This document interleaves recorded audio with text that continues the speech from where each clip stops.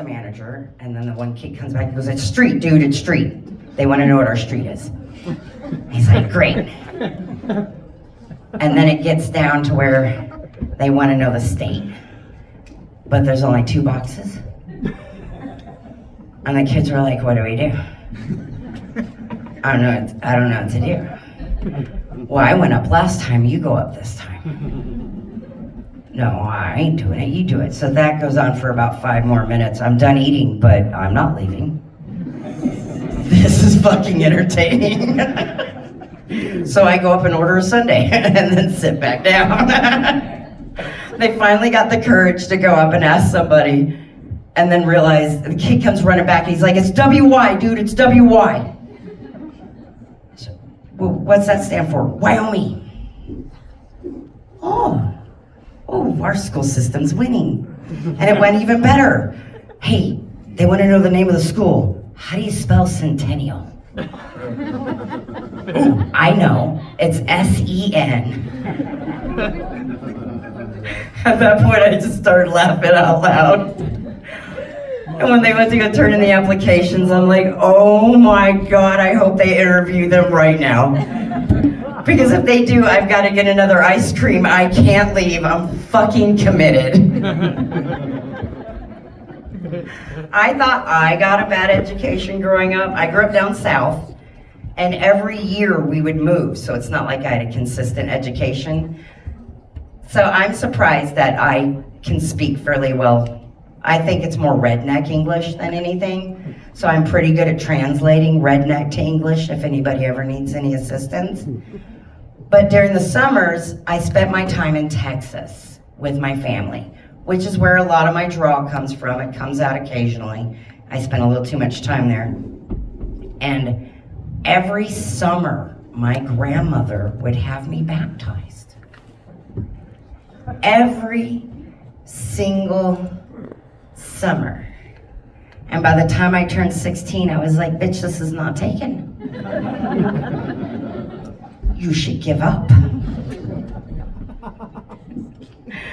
So therefore, I have a little bit of mixed confusion about religion and stuff like that. But I am pretty okay with it. Everybody needs faith. That's something I believe in firmly. Faith will keep you through things. Faith will keep you sober when you need it. And faith will keep you straight. So it doesn't matter what you believe in, as long as it's your own faith, it's all good. With that being said, my Southern family believe very much in inbreeding. We have been in this country, my mother's side, I feel I need to specify this so clearly, because my dad does live and work in this town, and a lot of people know him by sight, if not by name. So I want to clarify to everybody, he had nothing to do with this. I got that family heirloom heritage book, not the 23andMe. My aunt and uncle went on a deep dive and literally drove all around the South getting history and stuff for our family. And it literally states in there, at the very beginning of the book, that if they didn't reach puberty, they're not in the book. And that made no sense. Until chapter 2, where we begin to realize that when we first came here, back when the country was first founded, that we really believe, I think we were like Nazis before there were Nazis. Other white people weren't good enough for us. So we stuck real close until we started noticing, like, I don't know, deformities. And then we branched out to like 3rd and 4th cousins, because yeah, that's so much better. So growing up, I was called a dirty blood my whole life. Not to be confused with Harry Potter mudblood. This is very different.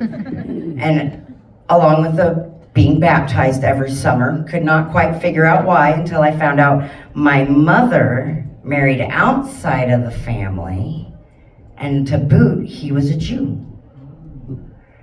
And I was raised to believe that my family were Germans, and we're actually very, very racist. I accused my grandmother of this once, because I was raised by my mom elsewhere during the school year living in the ghetto of West Palm Beach, Florida, where I'm the only white person. So you can't really be racist when you're the only fucking white person. And I'm like, "Grandma, you're a racist." She says, "I am not. I own a colored TV." And then when I was in high school, I went on a date with a black guy. And my grandmother called me when I got home. I don't know how she found out. But she called me when I got home and was like, Carolyn, if you were meant to be with a black man, I would have bought you one. Oh, grandmother, that is so racist. You can't say things like that. That's hateful. She said, I told you I own a colored TV, and mind your mouth, because if we would have won, Missy be pouring you tea, and I'd be arranging your marriage. No shit, she ain't wrong. So I'm appreciative of my father, because not only did he break the cycle, but he thinned out that gene pool a lot. So I'm very grateful for that. That's my time, guys. Thank you very much.